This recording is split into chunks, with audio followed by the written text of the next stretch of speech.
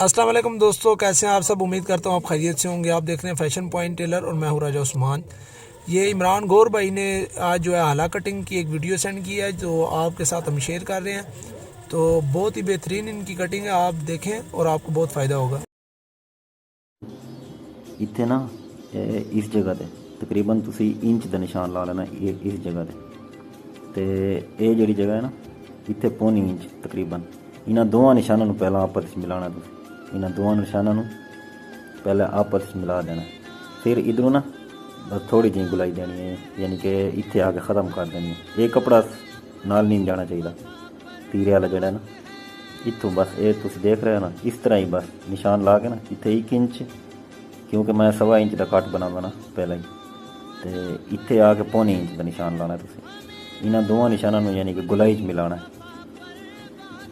ये देख रहे हो ना, ये देखो ना कटिंग कर लिया।